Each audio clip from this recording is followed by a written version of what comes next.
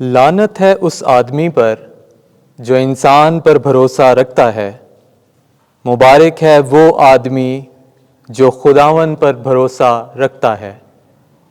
ہمارے لیے آج کی پہلی تلاوت ارمیا نبی کا صحیفہ، اس کا 17واں باب 5ویں سے 10ویں آیات مقدسہ۔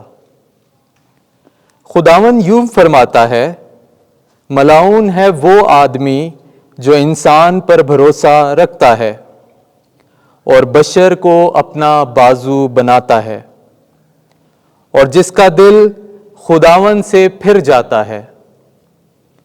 وہ بیابان کے رتما کی مانند ہوگا جو نیکی کی آمد محسوس نہیں کرتا، بلکہ صحرا کی خشک جگہوں میں اور شورا زار اور غیر آباد زمین میں رہتا ہے۔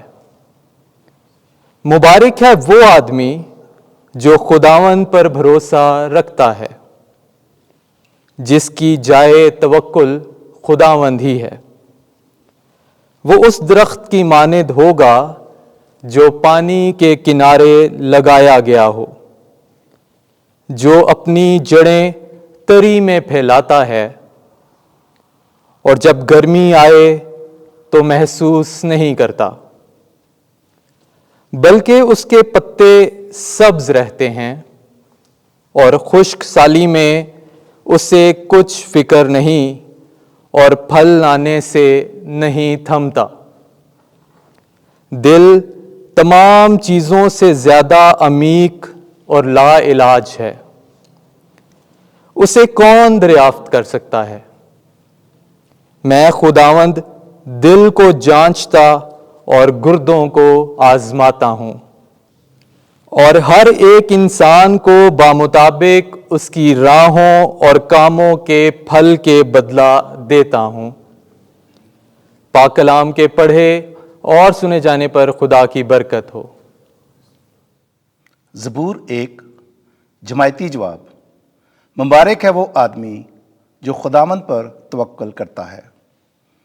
مبارک ہے وہ آدمی جو شریروں کی صلاح پر نہیں چلتا اور نہ خطا کاروں کی راہ میں قدم ہی رکھتا ہے، بلکہ جس کی مسرت خداوند کی شریعت میں ہے اور جو دن رات اس کی شریعت پر دھیان لگاتا ہے۔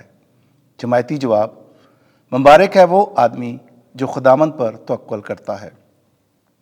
وہ اس درخت کی مانند ہے جو پانی کی نہروں کے پاس لگایا گیا ہے، جو اپنے وقت پر پھل دیتا ہے اور جس کے پتے نہیں مرجھاتے۔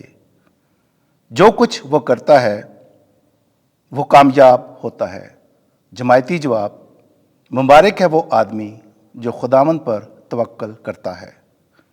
شریر ایسے نہیں، ہرگز ایسے نہیں، بلکہ وہ بھوسے کی مانند ہیں جسے ہوا اڑا لے جاتی ہے، کیونکہ خداوند صادقوں کی راہ پہچانتا ہے، پر شریروں کی راہ نابود ہو جائے گی۔ جماعتی جواب۔ مبارک ہے وہ آدمی جو خداوند پر توکل کرتا ہے۔ خداوند آپ کے ساتھ ہو۔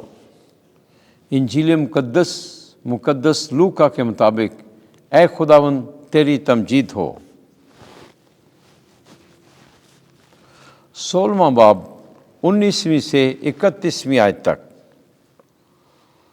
تو اچھی چیزیں حاصل کر چکا، اسی طرح لازر بری چیزیں۔ اب وہ تسلی پا رہا ہے اور تو تڑپتا ہے۔ اس وقت یسوع نے فریسیوں سے کہا، ایک دولت مند تھا جو ارغوانی اور مہین کپڑے پہنتا اور ہر روز عیش و عشرت کرتا تھا، اور لازر نامی ناسوروں سے بھرا ہوا ایک بھکاری اس کے دروازے پر پڑا ہوا تھا، اور اسے آرزو تھی کہ میں ان ٹکڑوں سے پیٹ بھروں جو اس دولت مند کی میز پر سے گرتے ہیں، بلکہ کتے بھی آ کر اس کے ناسور چاٹتے تھے۔ اور ایسا ہوا کہ وہ بھکاری مر گیا، اور فرشتوں نے اسے لے جا کر ابراہیم کی گود میں پہنچا دیا، اور وہ دولت مند بھی مرا اور دفنایا گیا۔ اور جب اس نے عالم اسفل کے عذاب میں مبتلا ہو کر آنکھیں کھولی تو دور سے ابراہیم کو دیکھا اور لازر کو اس کی گود میں، اور اس نے پکار کر کہا کہ اے باپ ابراہیم، مجھ پر رحم کر اور لازر کو بھیج تاکہ وہ اپنی انگلی کا سرا پانی سے بھگو کر میری زبان ٹھنڈی کرے، کیونکہ میں اس آگ میں تڑپتا ہوں۔ مگر ابراہیم نے کہا، بیٹا یاد کر کہ تو اپنی زندگی میں اچھی چیزیں حاصل کر چکا، اور اسی طرح لازر بری چیزیں، بس اب وہ تسلی پاتا ہے اور تو تڑپتا ہے۔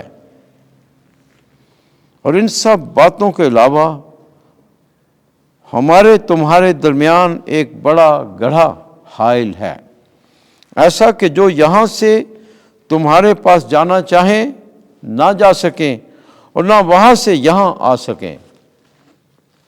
تب اس نے کہا کہ اے باپ، میں تیری منت کرتا ہوں کہ تو اس کو میرے باپ کے گھر بھیج، کیونکہ میرے 5 بھائی ہیں، وہ ان کو آگاہ کرے، ایسا نہ ہو کہ وہ بھی اس جائے عذاب میں آ پڑیں۔